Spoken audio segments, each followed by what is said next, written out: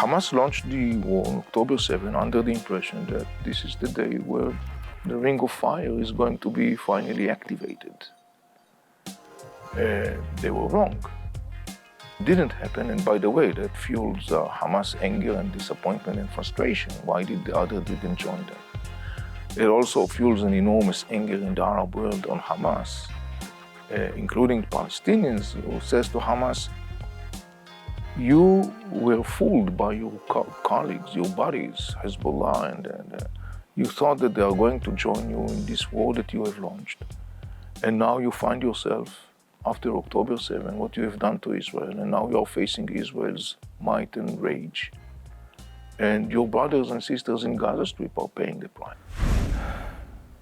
Hello and welcome to the Z3 Project podcast. I'm Amitai Fraiman. I'm the director of the Z3 Project, and this is our podcast. On today's episode, I have a conversation with Avi Melamed. He is a former Israeli intelligence official and senior Arab affairs advisor. He's the founder of the Inside the Middle East, an apolitical, nonpartisan educational nonprofit institute, and author of 3 books on the topic. We had a wonderful conversation trying to understand the broader geopolitical context of what's happening in this moment, post-October 7th, and what kind of led up to that moment. A little bit about the war, Gaza, and of course, Hamas and the Palestinians. It was enlightening and kind of helped give context and perspective of some of the broader implications and also elements that influence the war we are facing. And we end on a positive note in which Avi kind of lays out his understanding of how we need to move forward. I hope you enjoyed this episode. Please follow us on our various platforms where you consume your podcasts, social media, Facebook, X, Instagram, LinkedIn, and TikTok. This episode is a Z3 Project podcast with Avi Melamed. Thank you for joining us. Avi, it's great to have you here on the Z3 podcast. You know, you and I have been in touch in a while, and I'm introducing you in a second to our audience, but it's just wonderful to meet in person and to have you here at the Palo Alto JCC. Thank you for traveling. Thank you for having me. So for our audience, you know, I'll introduce you briefly, but as you know, for those who listen to our podcast regularly, this podcast is meant to extend the conversations that we have at our conference and really have an opportunity to dive deep with experts in different areas, media, security, diplomacy, we had legal experts, etc.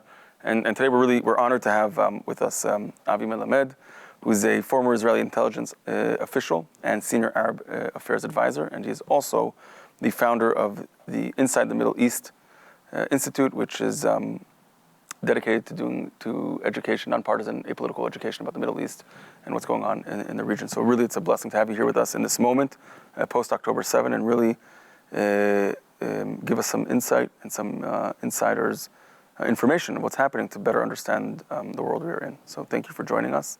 Of course. Thank you for having me, Amitai. I'm very excited about this conversation. So what we typically do with our guests is that we have a very brief kind of contextualizing moment where I ask folks to just tell a little bit about themselves in your own words so people understand kind of what led you to this moment and where we are today. Professionally, maybe a little bit in the background is great. So maybe share with us some of that.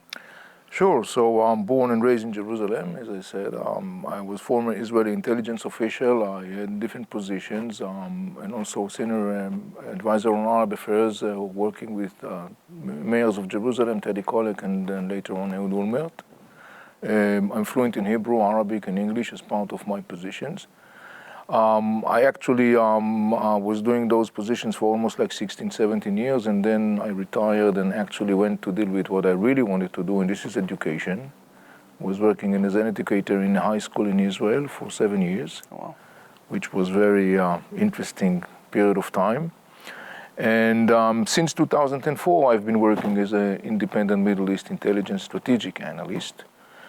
Between 2012 and 2018, I was leading a program that I have designed in the frame of the Eisenhower Institute in Gettysburg College, the program titled Inside the Middle East Intelligence Perspectives. It was a 60 hours program, not for credit, and the program had 2 major pillars. One is to provide apolitical, non-partisan education about the Middle East, and the other was to equip the students and practice with the students critical thinking and media literacy capacities that are based upon or taken from the world of operational intelligence gathering. And we did that program for 5 years. We had 5 cohorts in the end of every year. The students were doing a lot of tasks as part of the program. And in the end of the year, we took the students both to Israel and Palestinian territories to be exposed more to things on the ground. In 2018, we departed ways with the Eisenhower Institute. We took the program and actually turned it into a 501c3 in the States. It's called Inside the Middle East, or ITME. We did a similar program also for 3 years for senior congressional staffers. And since 2020, following the COVID, we actually pivoted and basically focused more and more working with the American jury, providing our educational content and professional content. I'm based in Israel, but twice a year, in average, I'm coming to the States for a long lecture tour. And in Israel, I'm briefing incoming missions, delegations, policymakers, social media influencers, and so on, doing both indoors and outdoors briefings in Israel. In between, I wrote 3 books about the Middle East. The most recent one was published in 2022. It's called Inside the Middle East, Entering a New Era. Also, in 2023, we launched a 5-episode series, documentary series about Jerusalem called The Seam Line. It is a documentary that is actually exploring the issue of the Israeli-Arab conflict over the city. And it's mostly based upon my years and my positions in Jerusalem during the Intifada in the 90s. And in those 5 different episodes, I'm providing different aspects and angles of that story that are not so much known in the Western discussion. Again, it's an apolitical. We meet in the series. I'm meeting with Jerusalemite Palestinians and with Jerusalemite Jews. We meet with experts from the region, and we are covering different perspectives of the issue. We launched that series. We broadcast that series in May 2023. We broadcast in different forums, including a big event in Jerusalem at the Begin Center. We projected the parts of the series with American jury forums in the States. We got wonderful feedbacks because it provides a contextualized knowledge about Jerusalem, and it provides a very objective and non-biased way. This is one of the things that I would say is the characterizing our work, to provide this apolitical, objective as much as possible, professionally based knowledge about the Middle East and about the issues that relate to the Middle East. So that's an incredibly rich path, and what's clear that there's a lot of, you've approached this subject matter from a variety of angles. And what I would like to start with in terms of questions, I think the first piece that I think would be interesting to help our listeners to understand is this whole notion of, and it's a little bit broad, so we can keep it very narrow, but when you talk about intelligence in this sense, right, there's different areas and different ways in which we gather them, but when you say you're helping people utilize tools from that world into media consumption, what does that look like a little bit in terms of the from our audience perspective? What can they think about when we talk about that? And I want to use that frame, because then later when we talk about what's going on, right, in this moment post October 7th, that can be helpful outside of this conversation as well. Yeah, it starts with the most basic and simple things that sometimes we don't think about. For example, you come across numbers or statistics or things that are projected as facts. You have to start by asking yourself, it is accurate, or is it accurate? And then you have to start asking yourself, okay, if I have some questions regarding the pieces of information I'm coming across, I should expand my investigation to understand whether what I see is really accurately reflecting reality. So in the most basic level, people have the tendency to look at information and actually absorb that information as an accurate one. And this is particularly further boosted the challenge in the times of social media. So this is one simple example of just start looking at information in a questioning way.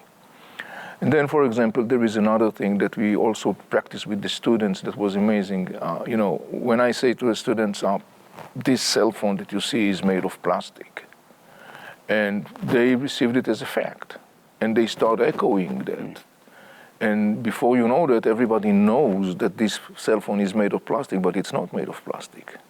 You need to check the information. So this is a phenomenon, what we call an echoed information, when you got a piece of information that is being echoed.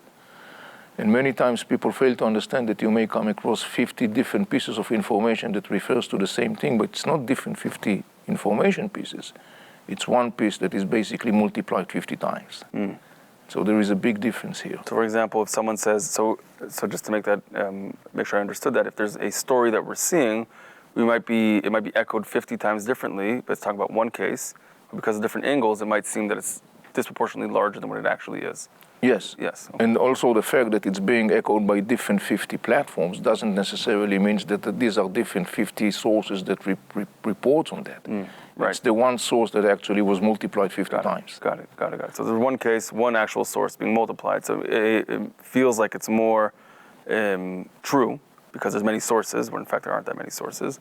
And B, you might be hearing things that are incorrect because no one is checking along the way. It's just being repeated and echoed. Yes. Across the. And so this is one example. Another example has to do with another way that people consume knowledge, and this is the visuals, which is very challenging because we as human beings, our tendency is obviously to believe what we see. But yet again, we have to be very careful about it because sometimes we can come across an information that is visualized, manipulated in a way to basically result some sort of a reaction.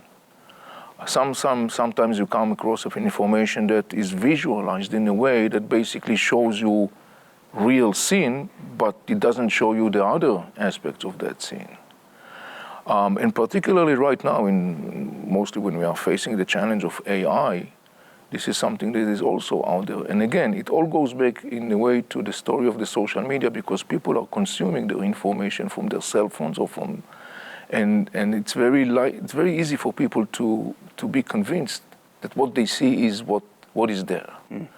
And so once again, it all goes back to the simple two words of critical thinking and just being consciously all the time aware of the fact that you need to ask questions regarding the information you are coming across, whether it's a verbal one, whether it's a visual one, whether it's a written one. Just apply those, we called it in our language, in our activities, an instinctively critical thinking capacities. Some things that you are doing instinctively when you come across an information. So how do we? So that was sounds like a very helpful tool. How do we help people kind of internalize that as a mode of thinking? Instead, we tell them be critical thinking. How do we kind of train people to think that way?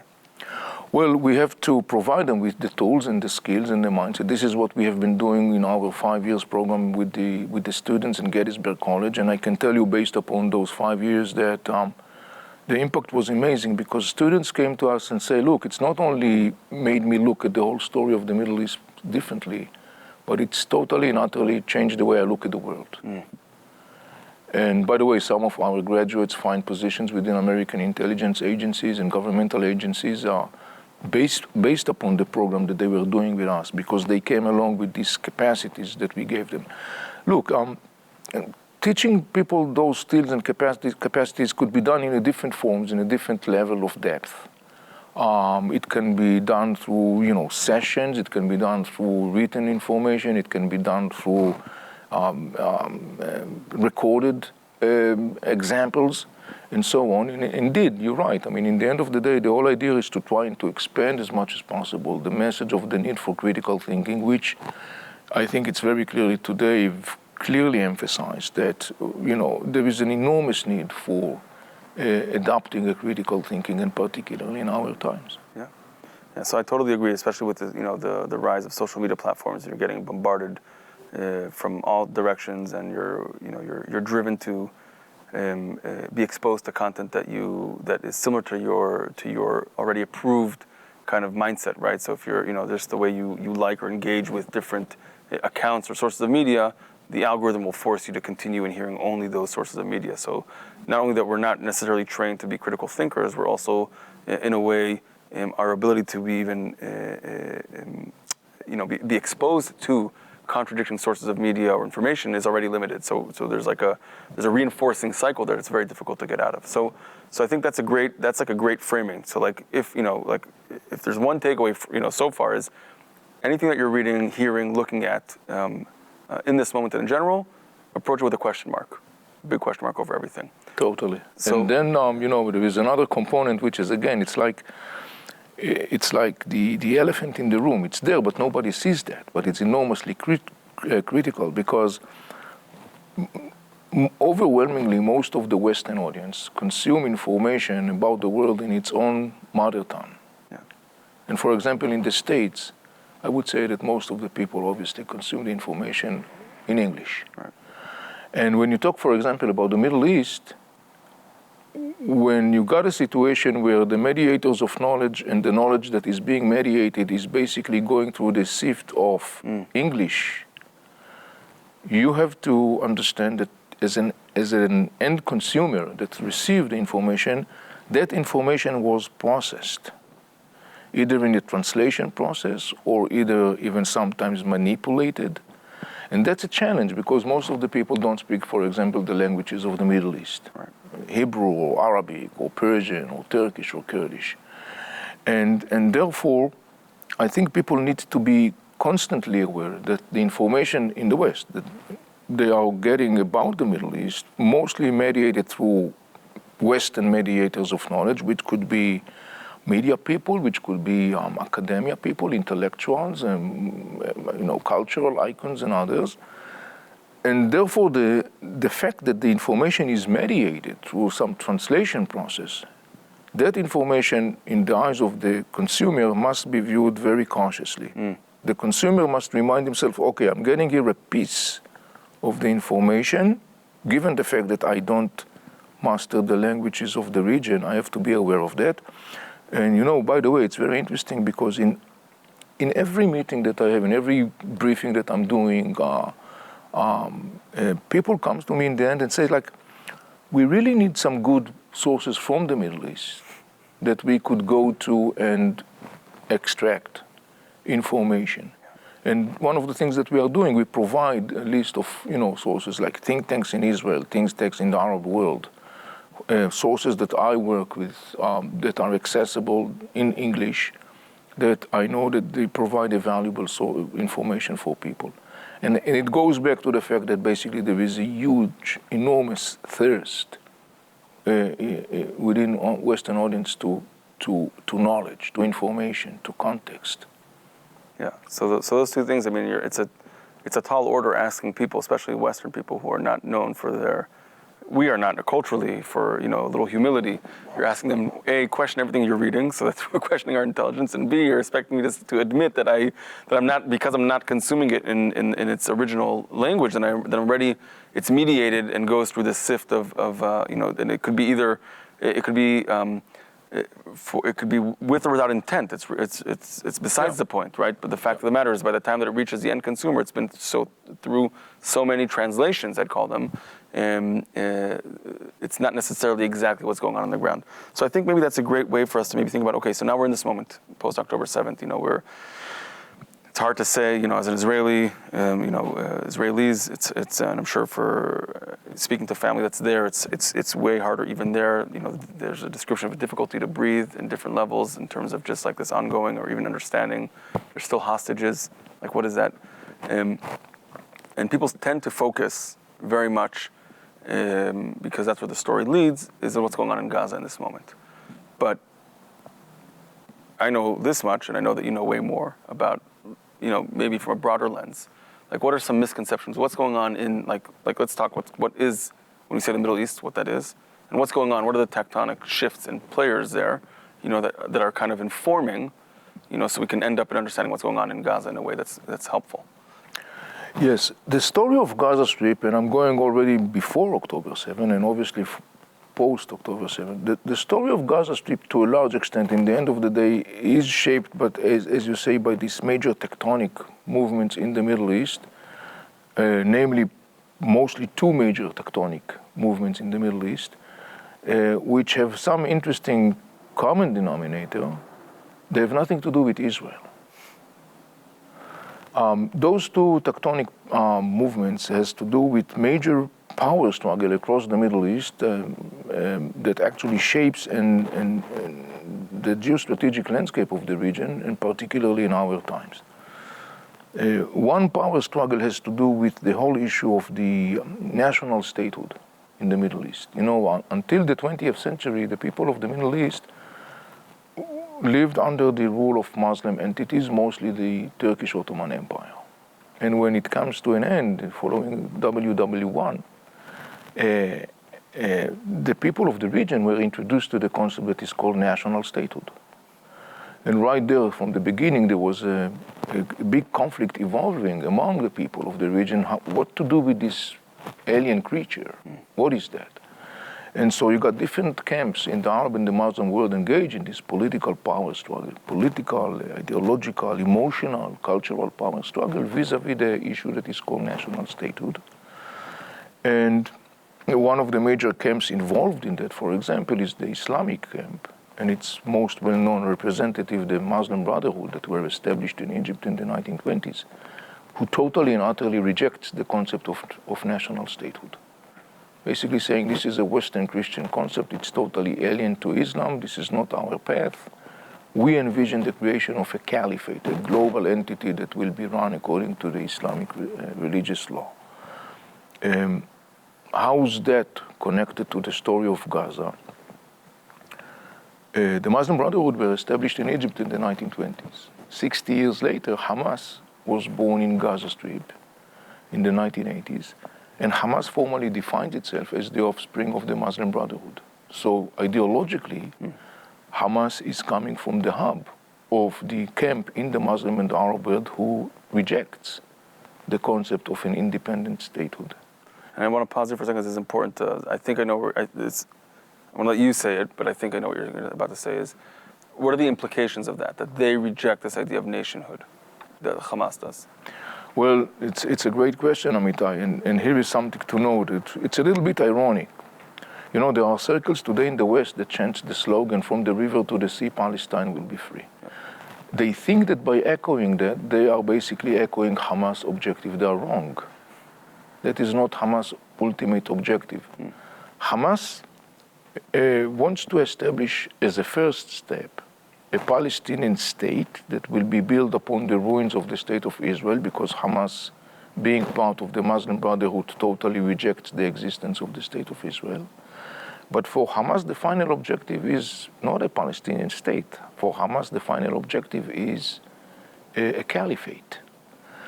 And so in the context of the power struggle, vis-a-vis the issue of national statehood, Hamas represents that perspective. And then there is another major Palestinian factor, the Fatah, which is the spine of the Palestinian Authority, that actually comes from a totally different perspective. Fatah endorses the concept of national statehood. Fatah rejects the concept of caliphate. Fatah doesn't think that people should live their life according to the Islamic religious law. It should be an individual decision, but not any, compulsory one. And so you see that there is this inner power struggle between these two major Palestinian factors, that they are fighting over leadership of the Palestinian people. And who will dictate the agenda on the trajectory of the Israeli-Palestinian conflict. And in 2007, that power struggle came to a massive collision when Hamas crushed the rule of the Palestinian Authority in Gaza Strip and actually established in Gaza Strip a mini Islamic emirate, according to Hamas' outlook.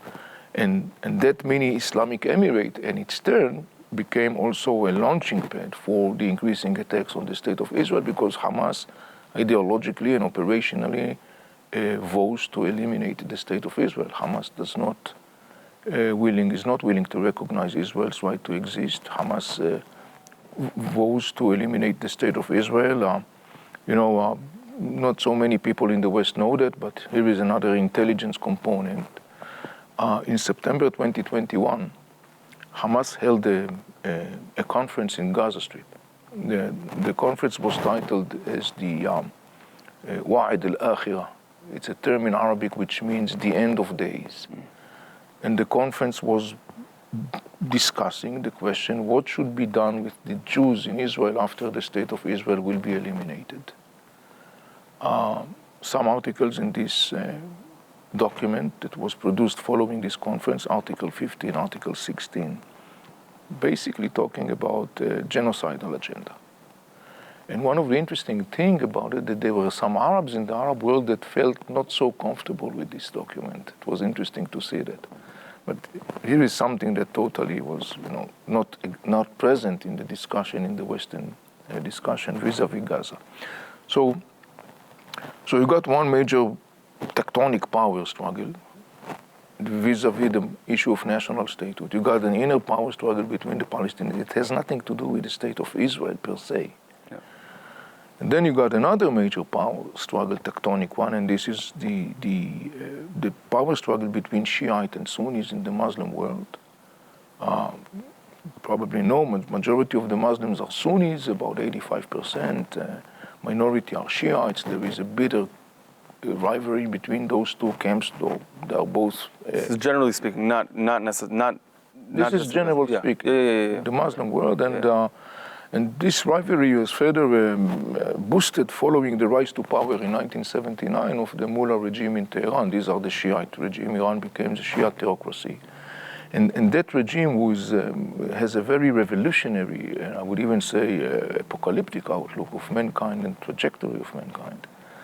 That regime incentivized by a deep feeling of being deprived of the right to lead the Muslim world because the Sunnis, according to the Shiite narrative, stolen from the Shiites the crown of leadership back in the 7th century, 1400 years ago. The Mullah regime basically has translated that narrative into an action plan of positioning itself as the leading superpower in the region. But in order to be able to do that, the Mullah regime has to overcome a major obstacle, and that is the fact that most of the states in the Middle East are Arab states, and most of the people in the Middle East are Arabs in their ethnicity, and most of them are Sunnis in their denomination. And so the Mullah regime had to find a way to kind of like bypass the resentment and rejections of the Arab world. So the Mullah regime could entrench itself in the Arab world and basically materialize its vision to become a hegemonic superpower. And the Mullah regime find a very useful pawn in that context, and this is the Israeli-Palestinian conflict. The Mullah regime understood that in the Arab mindset, the story of the Israeli-Palestinian conflict is very vibrant, it's very much present, and the issue of liberating Palestine is very much common in the discussion in the Arab world and the Muslim world. And the Mullah regime basically market itself to the Arab world and to the region as the one that allegedly will liberate Palestine. And as part of the master plan, the Mullah regime has been establishing a network of armies of terror proxies across the region, some of whom you're probably familiar with, and the listeners and the viewers would be familiar with, like the Hezbollah in Lebanon or Houthis in Yemen that recently came to the news, in the center of the news reports. And also the Iranian regime established a marriage of convenience with Hamas and Islamic Jihad. Yeah, I was going to ask about that. The two major Palestinian Islamist militant groups in Gaza Strip. Though it's interesting to say that Hamas and Islamic Jihad are not Shiites, they are Sunnis. Yeah. And so the explanation, what brings together Hamas and Islamic Jihad and the Iranian regime together under the banner that is called the Axis of Resistance, the explanation is that they all vote to eliminate the state of Israel through the use of military power. So here you got an Shiite incentive to become the ruling power in the Middle East, decisively winning an old hundreds of years rivalry with the Sunni Muslims. It has nothing to do with Israel, nor with Jews. Now you got the Shiite and regime in Iran and Hamas and Islamic Jihad who are getting in a marriage of convenience, because in order to continue and entrench itself in the Arab world, the Mullah regime needs that the Israeli-Palestinian conflict will escalate. The more the conflict escalates, the more the mullah regime can continue and market itself to the Arab world as the one who allegedly liberate Palestine. The mullah regime couldn't care less about the Palestinians. Actually, the mullah regime butchered thousands of Palestinians in the war in Syria. So, but for the mullah regime, the continuation of the conflict is very significant for their own strategic interest. This is the place where Hamas and Islamic Jihad are very useful, because they are the one, out of their own radical agenda and genocidal agenda, they are the one that actually perpetuate all the time the conflict and escalates the conflict. So in return to their service, the Iranian regime supports them. And the Iranian regime supports them because they fuel the interest of the Iranian regime to continue and escalate the conflict. So you got here two major tectonic plates. The power struggle over identity and faith in the Arab world vis-a-vis the national state of the issue, and the power struggle between Shiites and Sunnis, Iran and Arab states, which has basically nothing to do with the state of Israel, but Israel becomes, and the Israeli-Palestinian conflict becomes a sort of a pawn in the service of both. So the common denominator that I'm hearing for both, I mean the tragic one, and we'll get there in a minute, but I have a few other follow-up questions, is that from the Hamas perspective, they're not a Palestinian liberation movement, because ultimately, first of all, they're a genocidal terror organization. But putting aside even from their goals perspective, the Palestinian cause is just a stepping stone to something bigger. So there's a level of cynicism there. That's number one. And then from the other perspective as well, Iran and the mullahs who are upholding these different regional terror armies, Hezbollah, Houthis, and Hamas and Jihad, and others in other places, is really just for them to kind of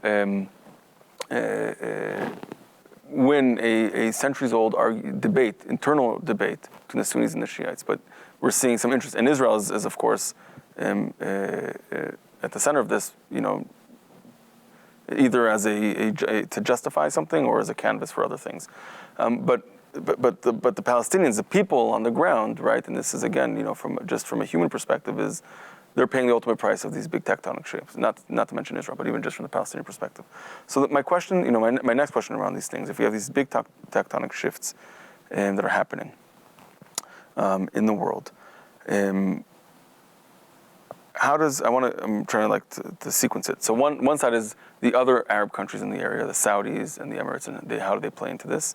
And then so let's do that, and then we'll talk about from the Israeli perspective a little bit. But if we can maybe get a insight, because I recall from undergrad many years ago, I took one course about a similar topic, and it was about the Saudis.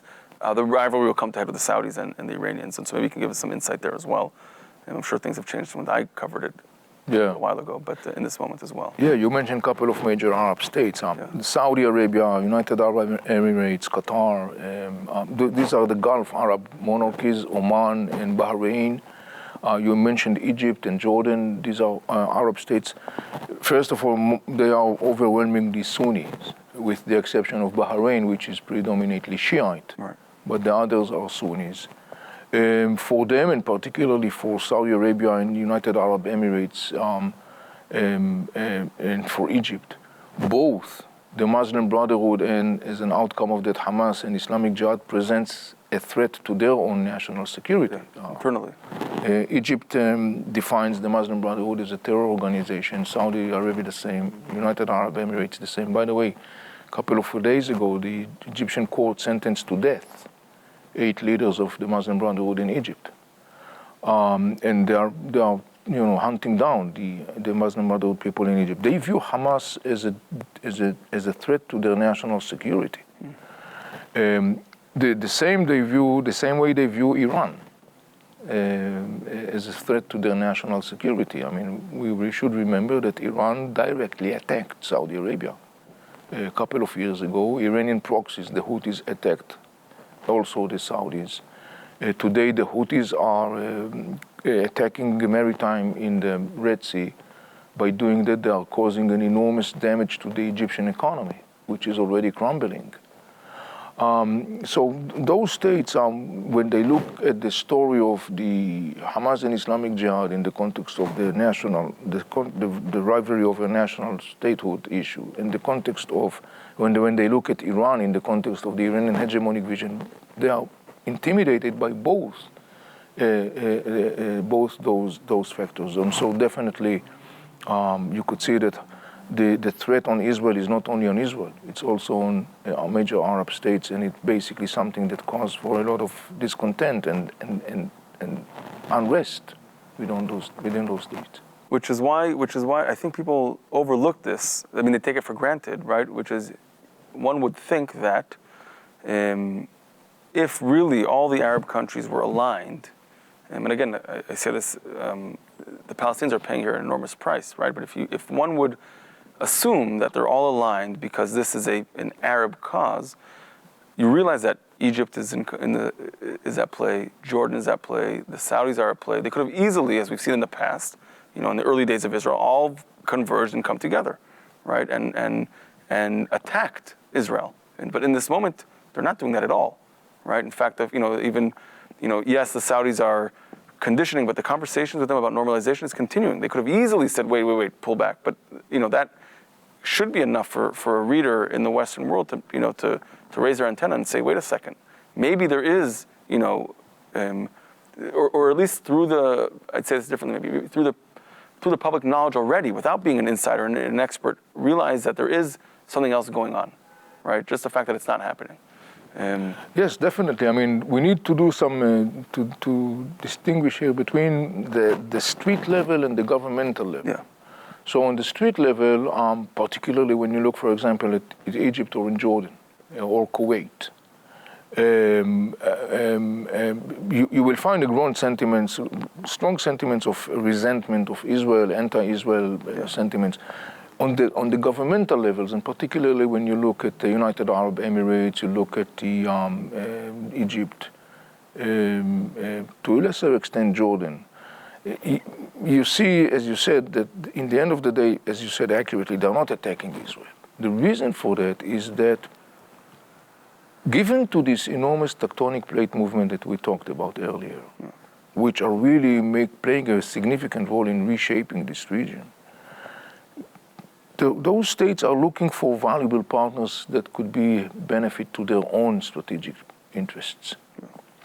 And when they look around in the neighborhood, they see Iran, that presents an enormous threat. They see Muslim Brotherhood, Hamas, and Islamic Jihad, that also present an enormous threat. They see other militant Islam factions like ISIS and Al-Qaeda. They see crumbling economies in the Arab world. They see the power struggle within the Arab world over the whole issue of this national statehood everywhere across the Middle East. They see places like Libya, Syria, Sudan, Yemen torn apart in those endless violence. When they look around, they say this is an enormously turbulent environment. And we have our own long-term strategic interests. We want to secure our future. We want to secure our economy. We want to create conditions of stability because the stability is enormously significant for our endurance. And when they look around, they will look for a player that could provide something that is valuable for them. And when they look around, they see a player in the Middle East that is called Israel. So it's not about love affair. It's about a long-term strategic interest. It's about the reprioritization of interests. And that is something that results in what we saw, this rapprochement between Israel and Arab states, the Abraham Accords, the Israeli-Saudi rapprochement. And so these are the right lenses to look at that story. And I think that what I find frustrating in this moment often, and I feel, lucky enough to have some of this thinking introduced to me early on. I think that and this goes back to the beginning of our conversation, is that often the public discourse is, or the media, I'd say, the Western. It's not like I'm bashing. It's not the media. It's just like the world in which we live in tends to try and sell a story through a values question. Now, values, of course, undermine everything that we do, but values is translated into strategy and into survivability, etc. Right? So often people see that they talk about the shared values between countries and why we should get along. In reality, it's much more basic than that, right? It's the survivability of the country, that it won't be torn apart, the economy will survive, basic human rights in terms of being able to live, right? We may interpret what that means differently in different cultures, but it's much easier to have that conversation, I think, when we look at the world through that lens, through that prism, as opposed to, a values-based kind of conversation. It's been sold for decades now, right? And I think that's part of the challenge a little bit. I think we want to be in a place where we talk about, maybe it's a higher self, sense of self in terms of like values. I'm free thinking here a little bit, as opposed to no, reality hits, realpolitik. This is how the world really works. It's a confluence of interests, and it's not a love affair. It's a mutual, survival affair. Maybe is a better way to think about it. So that's Egypt, that's Jordan. Jordan has a large Palestinian population there, so they have their whole internal thing. We don't have to touch that. But the UAE, who's doing an incredible job, as far as I understand, in terms of de-radicalizing their population with introducing new educational materials. That's possible. It's possible to move in that direction. It is possible to move in that direction. Again, you mentioned something which is very significant and very accurate when you talked about this whole looking at the world through this like value-based perspective, something that I would say became very dominant in the discussion or the way that the West is looking at the world, and particularly in the issue of the Middle East. I'm always saying people of the Middle East don't necessarily think in English. Yeah. And we have to internalize that. Yeah. There's the it's not to project this on everybody, but the Maslowian pyramid of needs, hierarchy of needs, right? And so in the West we're higher up, so we get to have this we have the comfort or the privilege to talk about the world through self-actualization, right? And how do we express ourselves and how do we identify and what groups, et cetera, but people in the other region are thinking about from just security. Like, I don't know where I'm going to sleep tonight. I don't know if I'm going to be alive tomorrow. I don't know what I'm going to eat. Solve that, and so there's a mismatch in the discourse between what we're seeing, what we're doing. So I find that incredibly frustrating. Also, we talked before the podcast a little bit about what's going on in college campus, et cetera. But before we go there, I'm curious to hear a little bit from an Israeli perspective, because there is criticism, about this. What we talk about the what's the word I'm looking for? So I don't spend time trying to come up with the word. The approach, right? The approach to Gaza Strip before, right? The critique of the government's propping up of Hamas and their understanding or their miscalculation of them being realists and working towards ultimately through normalization. Can you maybe give us some insight of what that was like and what has changed or hasn't changed, maybe? Yeah, that's very significant. Look, I want to contextualize the Israeli discussion vis-a-vis the story of Hamas in a wider perspective. Yeah.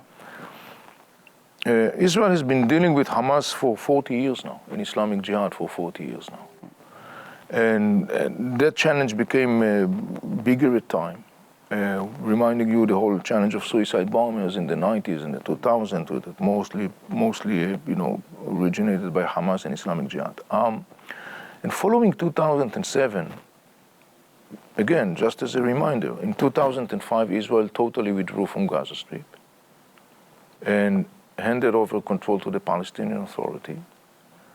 And a year and a half later, in summer of 2007, Hamas crushed violently the rule of the Palestinian Authority and took over Gaza Strip and governed Gaza Strip. And since 2007, we have witnessed how Gaza Strip became a constant and increasing source of attacks on Israel, launched by Hamas and Islamic Jihad and others. And there has been an ongoing inner Israeli dilemma. What exactly to do with this thing that is called Gaza Strip? Because Israel left Gaza Strip in 2005, and overwhelmingly Israelis said, we left Gaza Strip, we handed control over to the Palestinian Authority. We don't want to go back to Gaza Strip. We don't want to rule 2 million Palestinians or so that lives in Gaza Strip.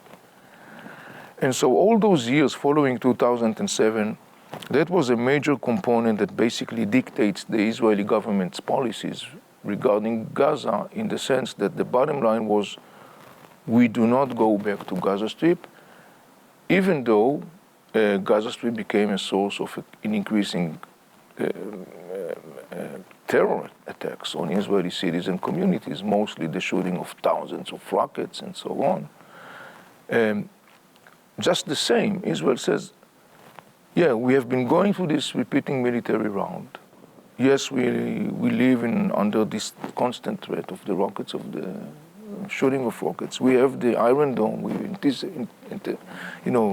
intercept successfully most of that.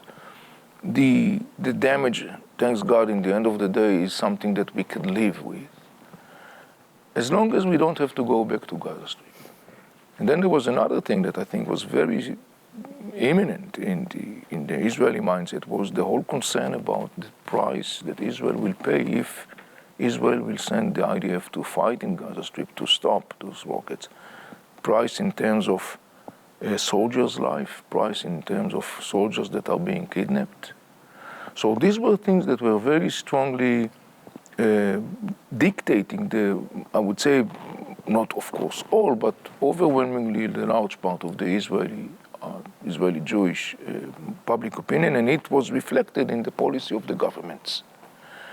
And as such, as part of that, there has been a growing concept within the Israeli military and intelligence and political establishment during those years that Hamas governs Gaza Strip, and Hamas is pragmatic, meaning Hamas wants to secure its rule in Gaza Strip. Hamas wants to make sure that the governments in Gaza Strip will not fall down. And so Hamas is becoming more and more pragmatic. So all the ideological stuff that we talked about in the beginning about them being an outgrowth of the Muslim Brotherhood and their intent to create a caliphate ultimately, et cetera, that was from the perspective of the Israeli, all the systems, government, whatever, was not taken into account. It was just they thought it was not going to be actualized at any point. They thought that the more dominant factor that in the end of the day shapes Hamas policy is not the ideological idea of Hamas, but the pragmatical or practical needs of Hamas. And that concept has been kind of like supported by some kind of Hamas behavior on the ground when we saw, for example, in 2019 and 2021, when there has been military rounds between Israel and Islamic Jihad in Gaza. Hamas basically was sitting on the fence. They did not interfere. Retrospectively, we now understand that was part of Hamas' scheme, a long-term strategic scheme that led to October 7. And that was basically Hamas' neutrality during those military rounds between Israel and the Islamic Jihad. That neutrality was calculated by Hamas as part of the misleading program that it was building towards October 7, basically and unfortunately, very successfully, Hamas was misleading Israel to believe that it has prioritized its pragmatical agenda over its genocidal one. So they outsmarted us. They successfully did so. But you're also saying that we were lulled into this over the course of 40 years almost. Yeah. So it's not a recent development. It just happened to erupt in a moment that was for their own calculations. And so maybe we can talk about what are those calculations? Like why, like from your read of the Middle East and the tectonic shifts and everything that's happening, what was the impetus of October 7? I know they gave the flooding of Al-Aqsa, that typically becomes that's a recurring theme, right? All the way back to the pogroms in Hebron in the 20s. Also, that was about Al-Aqsa ultimately. So what was from where you sit and how you see it? How does that kind of play into October 7 and what happened? Once again, I think that when we look at the Hamas decision to launch this war, now we could already understand, because we talked about a couple of components. For example, we talked about the power struggle between Hamas and Fatah. One of the reasons Hamas launched that war was that Hamas was thinking that by launching this war, it will decisively win the battle against Fatah. It will decisively now, it will be clear who is the leader of the Palestinian people. Hamas is the leader of the Palestinian people. And another thing that we also talked about was the issue of the Israeli-Arab rapprochement. And definitely Hamas, by the way, the Palestinians generally are very concerned with this whole process because they feel like their brothers, the Arabs, are simply deserting them. And those sentiments of discontent and frustrations among the Palestinians further boost against the background of an Israeli Saudi rapprochement, particularly in 2023. So one other reason for Hamas to launch this war was its desire to cut this process, which, by the way, is also in Iranian interest to cut that process. Then there is another component that incentivized Hamas to launch October 7. We didn't talk about it that now, or we mentioned it indirectly when we talked about the network of of armies of terror backed by the Iranians that is known by the name of the Axis of Resistance. Apparently during 2023, as part of the Iranian regime plan to eliminate the state of Israel, a core component of that master plan is the creation of what we call the Ring of Fire, meaning surrounding Israel's neck with a loop of Iranian-backed militias, Hezbollah in Lebanon, Iraqi, Afghan, and Pakistani Shiite militias in Syria, Hamas and Islamic Jihad in Gaza Strip. They are all backed by the Iranians. They are, armed by the Iranians, financed by the Iranians, instructed by the Iranians. They gain a military know-how from the Iranians. And the plan is to surround Israel with those armies of terror, what we call the Ring of Fire. And when the day will come, they will all act as one simultaneously and attack Israel from all directions. Dozens of thousands of missiles and rockets will pour down on Israeli cities, and attacking drones, assault drones, thousands of militants, Hezbollah, Hamas, Jihad, and others will storm Israel from all directions, and that's the way Israel will be eliminated. And during 2023, the leaders of those armies of terror met in Beirut, they met in Baghdad, they met in Tehran, including meeting with the supreme leader of Iran, Khamenei. And Hamas and Islamic Jihad left those meetings with the impression that the time for this joining hands, this is a term that we call it in the professional language, the unifying of arenas. In Arabic, it's called Wahdat al-Sahat. The Hamas and Islamic Jihad left those meetings under the impression that their colleagues are going to join, because Hezbollah leaders and other leaders of the other Iranian-backed armies terror said to Hamas and Islamic Jihad, they said in Arabic, "Ihna jahizun," which means we are willing, ready, and able. Hamas launched the war on October 7 under the impression that this is the day where the Ring of Fire is going to be finally activated. They were wrong.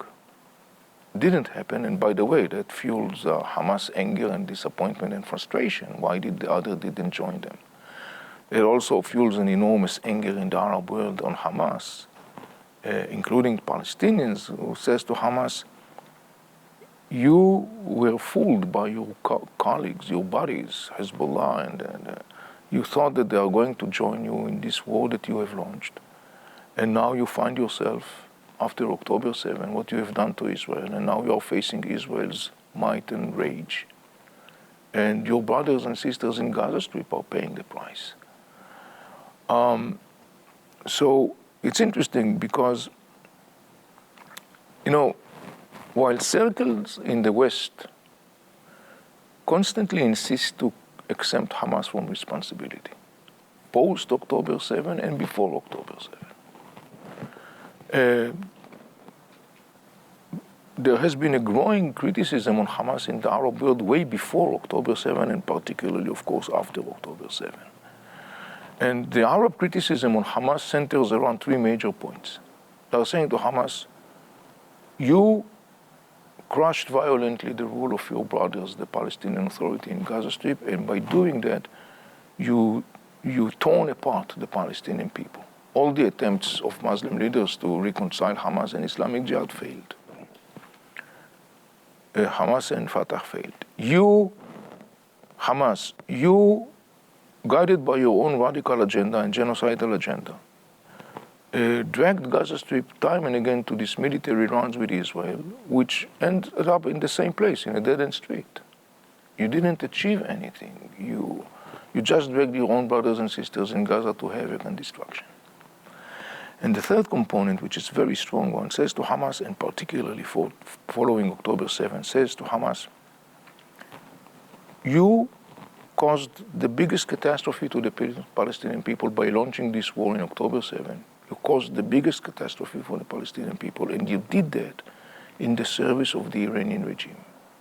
You sacrificed your own brothers and sisters at the altar of the Iranian regime. So you can understand there is a lot of anger in Hamas. And Hamas trying to push back at that criticism. So in January 21st, Hamas published an 18-page document in Hebrew, in English and Arabic, in Instagram, where he provides 5 reasons why he launched that war.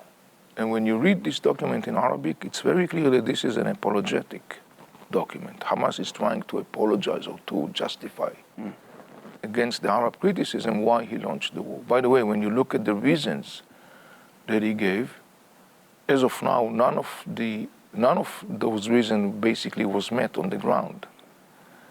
None of those. So that kind of like further. For example, just because I don't know for liberating Al-Aqsa. Yeah.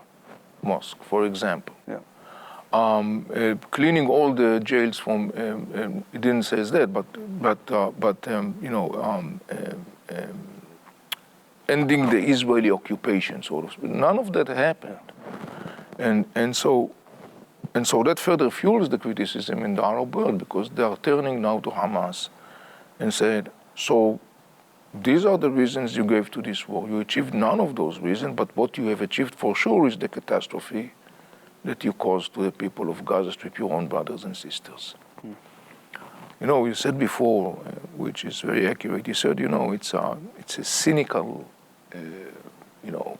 Hamas is acting cynically. I would even say it's a sinister cynicism. Leaders of Hamas, for example, Musa Abu Marzouk, a senior prominent leader of Hamas, interviewed in one of the Arab channels. And the host basically says to him, he says, look, you poured millions to build those tunnels. You didn't think to build one shelter for your brothers and sisters in Gaza. And Abu Marzouk's answer was, we built those tunnels for Hamas. Hamas is not responsible, that's what he said. Hamas is not responsible for the people of Gaza. It's the world that should take care of the people of Gaza. Despite the fact that Hamas governs Gaza.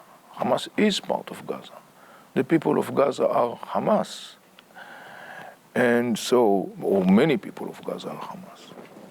So that was one example, and there is another interesting one that, some leaders of Hamas, as you probably know now, they're not in Gaza. They live very comfortably in Qatar or Turkey or whatever. Worth billions of dollars, yeah. And this is another source of criticism in the Arab world, who are turning to these people and say, just a moment, you live very comfortably in a luxurious hotel in Qatar. Your brothers and sisters are killed and suffering in Gaza Strip, and you basically call them martyrs, and you go back to your fancy restaurants and nice cars and yachts. And so it's interesting to see the way that Hamas answers. Hamas leader Haniyeh, referring to that, said something. He said, look, yes, we acknowledge that we know that our brothers and sisters in Gaza Strip are sacrificing. They are martyrs. They are doing that for a noble cause. He said, but the important thing, he said, is that the resistance is life and well. This is an interesting mindset, and particularly when you associate that with some circles in the West that echoes the concept of resistance.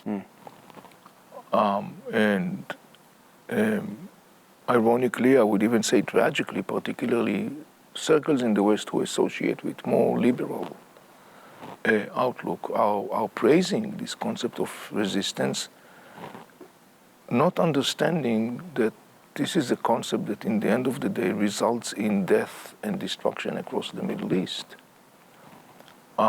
And they should know that when they praise the concept of resistance, this is the same thing that Hamas leaders who live very comfortably in Qatar are saying to justify the disaster they have inflicted upon their own people. And so, and by the way, talking about this distorted presentation of this concept, we talked about the resistance. There is another one that, people are, again, we are familiar with that. There are circles in the West that are chanting, glorifying and praising Intifada. Intifada cost the life of thousands of Israelis and Palestinians. These people that are mindlessly chanting those slogans should be aware of that.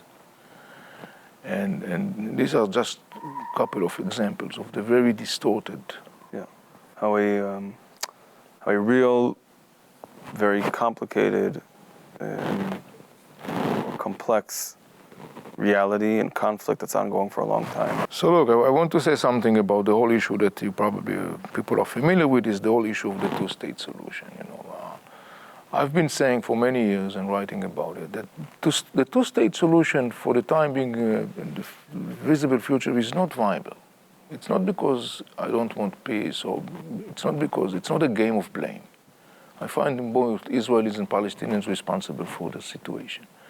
It's simply because the two people have not yet gone through the very painful process of compromising inner narratives that will enable them to come to the table and really negotiate an agreement that will really result in a two-state solution that will live side by side positively as a good neighbors. Yeah, we can have two-state solution, but if you have one state that is based upon Hamas rule, there is no big hope right there. And I think that it's very significant to bring that to the discussion. Now, for some people, it may come across as something that is pessimistic, because if I'm saying, okay, two-state solution is not viable, so what does it mean? But I'm saying always, look, once we acknowledge that as for it is, and we kind of like put it aside, and then we say, okay, if a two-state solution is not viable, what can be done? What is viable? And I always said, and I definitely, following October 7, I think it's very clear, Israelis and Palestinians cannot really reach an agreement by themselves. It has to be done in what I call the frame of a regional envelope, bringing to the table the factors that we talked about, Arab states like Egypt and Saudi Arabia and United Arab Emirates and Jordan, that in the end of the day have and should have a very proactive role in creating what I call the scaffoldings that will enable Palestinians and Israelis to move from one stage to another in a very long process. I'm talking here about years. I'm not talking about something that is an instant process. And I think that this is one major, I would say, pillar that any potential positive Israeli-Palestinian trajectory should be based upon. And the other one, I think, is what I call thinking out of the box. We really need to think here out of the box, because there are so many controversial issues. There are so many conflicting interests that if we try to all the time keep ourselves in the same box, it will be almost impossible to really, square the circle. And so, and when I'm thinking about, out of the box, I'm kind of like giving an example. I'm saying, think about, for example, creating an extra entity which is basically composed of Palestinians and composed of these Arab regional players.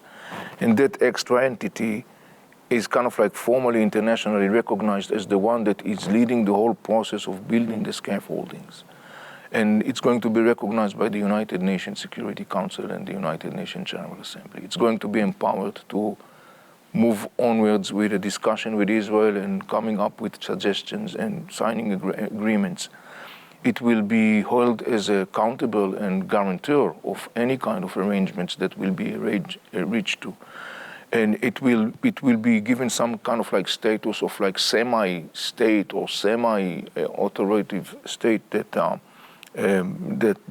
could be an entity that exists for an interim period of time, 25 years or something like that, when during that time you will really build the elements that without them you cannot really have the ability to move forward to two states, like for example, civil society organizations, vibrant economy, trade and commerce, many other things that when you build those, you could really move on to the next phase, and that will take time, it will take years. And that it has to be that way because it has to run its course. And so this is my perspective when we are talking about Israelis and Palestinians, and understanding what I think is the right approach to maybe have a positive breakout of these very vicious and tragic circles and loop that Israelis and Palestinians are caught in. So you're saying, if I hear you correctly, yes, ultimately a two-state solution. It will be a much slower process that will involve some original thinking, involving regional players in a way that may have not been done so far. And I actually find that quite helpful and hopeful because there's a tangible element. Of course, we didn't go into all the details, but there's something to look for. And I think that kind of leads to a question here, because I think in this moment, when you think about education, think about how we talk about telling this story to people, right?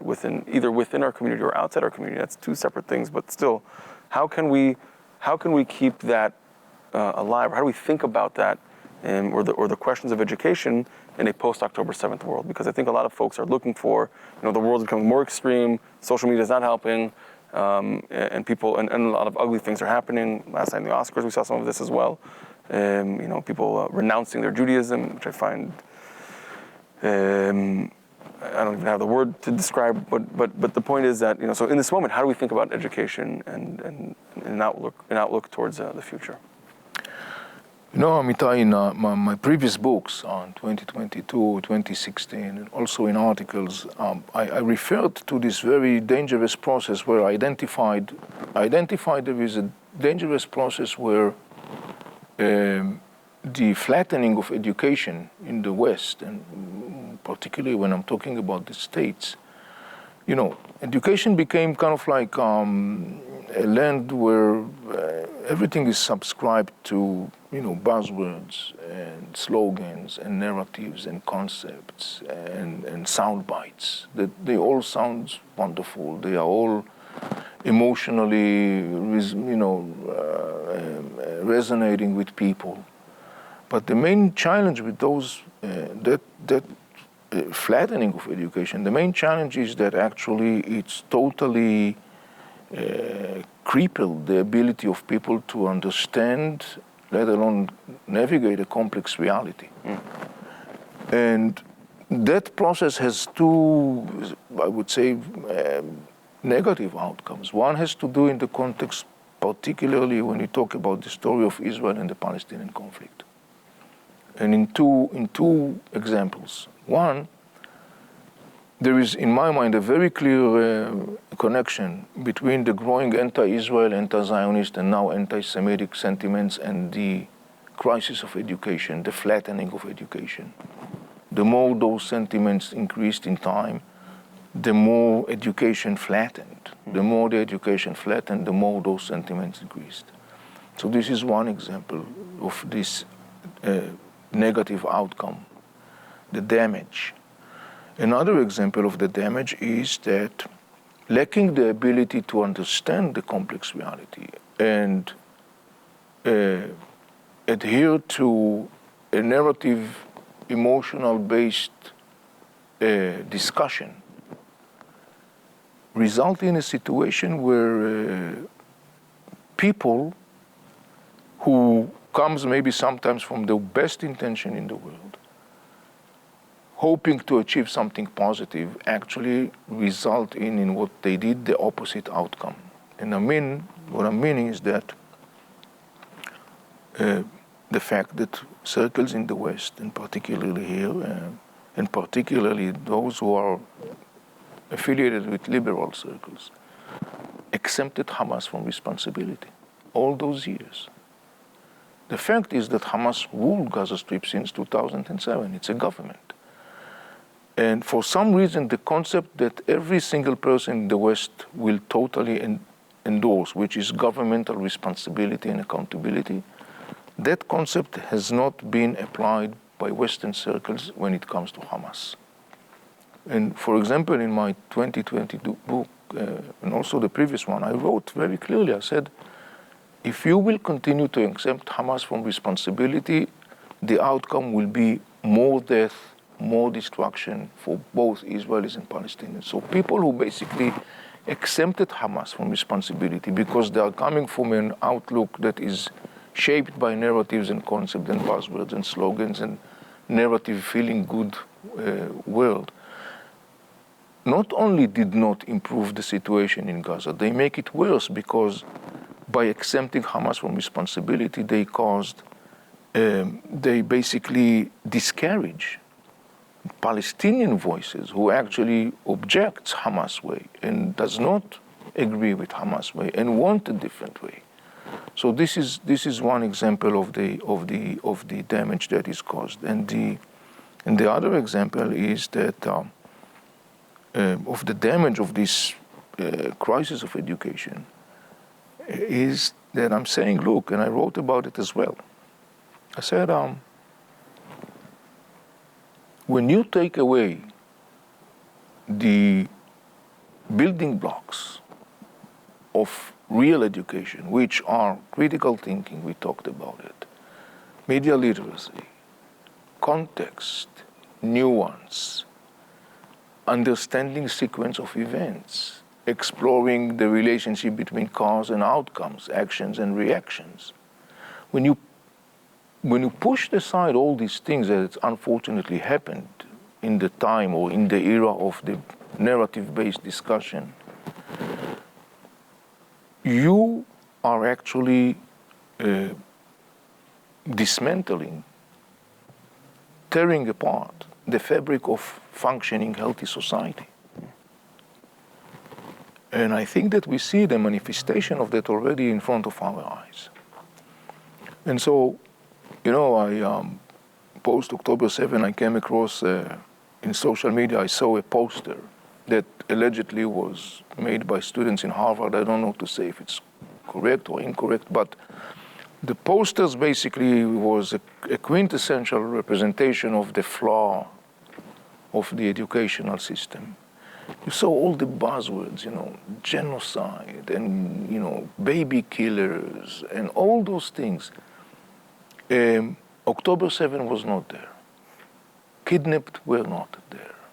Rape was not there. You couldn't find it. It wasn't there. It didn't exist.